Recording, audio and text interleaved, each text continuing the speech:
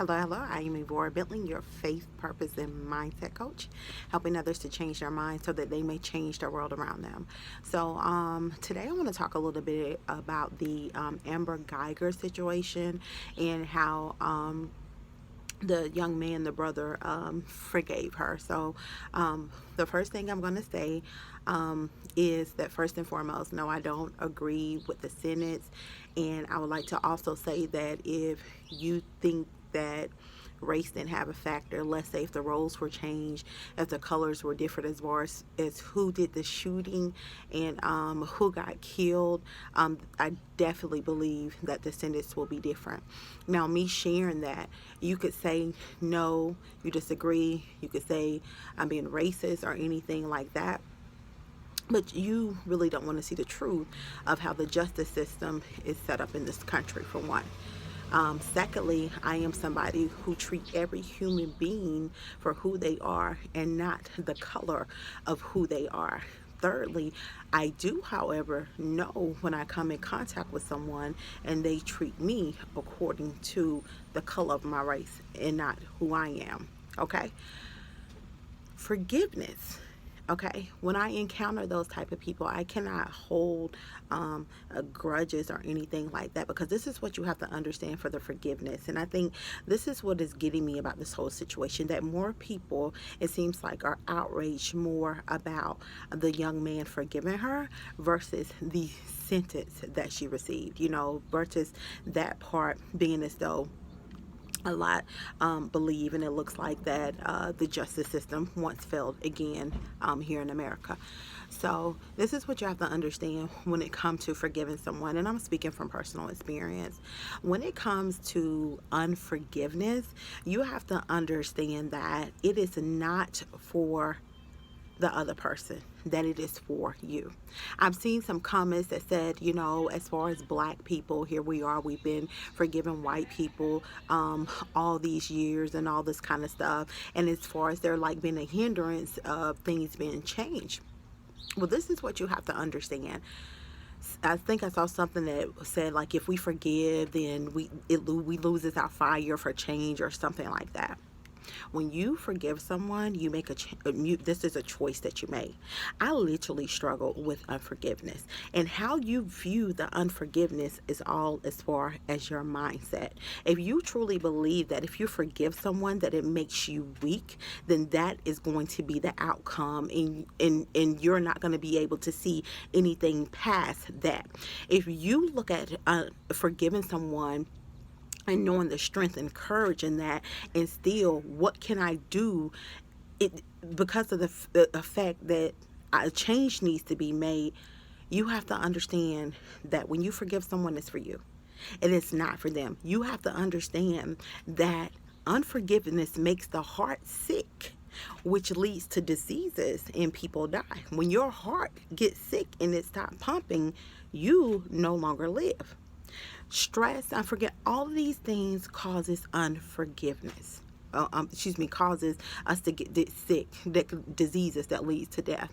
So you have to understand, when you're looking at unforgiveness, and I saw something about putting Christ in it, and this is why black people forgive and all that, you just don't want to take accountability, okay? This is another thing when we don't forgive someone. When we don't forgive someone, it keeps us in a place of being stuck, okay? We become stuck, and now we don't want to look at what we could have done so that we can become free and out of the cage to move forward. So therefore, we continue to say, oh no, this happened to me, this person did this to me, and therefore we stay stuck up here. Therefore, we stay stuck literally, physically, okay? So you have to understand the other crutch is accountability. Me, for one, I was violated when I was 6 years old. I had to forgive the person who hurt me. I've had to forgive a lot of people who hurt me. I didn't lose my fire. The reason why I tell my story is to bring awareness to sexual violation so other people can become free. So you have to understand the whole way that you're viewing the unforgiveness and the fact that the young man forgave her. It wasn't about her. It was about him.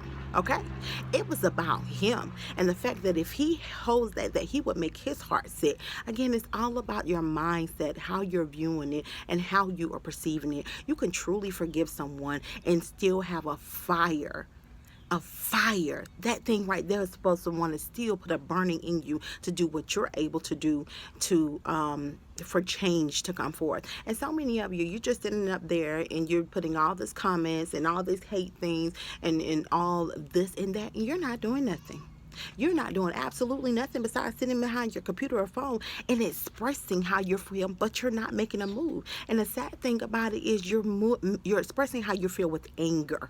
Okay, you can have a passion and fire for change, but your anger is only going to lead to other danger. Okay, if you look at people, the reason why anger happens and things, people get hurt behind anger. You can have a fire and passion, and it doesn't cause your anger to lead to danger. But a lot of these comments and stuff, that's what's going to happen. And you really need some deliverance and some healing and some self-check within yourself. Okay, so this is just my view and my take on it. All y'all thinking that it's good to hold unforgiveness, this is probably the same reason some people, you look down in your family and your mom and your auntie and them and your uncle and aunts and all that. It may be something you're dealing with, that your heart has become sick because you have not decided to forgive. Forgiveness is a choice. I know that it is a battle. Can I say that I myself would even be where that young man is if that happened to somebody in my family? I can't say that. So therefore I've said, God, please help me if my heart is not in that place. Because when you hold on to unforgiveness, you're making yourself sick, not the other person. You're keeping yourself in a cage, not the other person. So be encouraged and understand that when you change your mind, you'll change everything else around you. So you have to change your mindset on unforgiveness, because it truly makes the heart sick. And some people's heart is so sick from unforgiveness that they don't even want the scales to fall off their eyes to see the misery of the unforgiveness and the outcome of it in their life, that they would rather stay comfortable in there instead of dealing with it so that they can heal from it. So it's a choice. It's a choice that you make. It really is. I'm telling you from somebody in experience. You know what?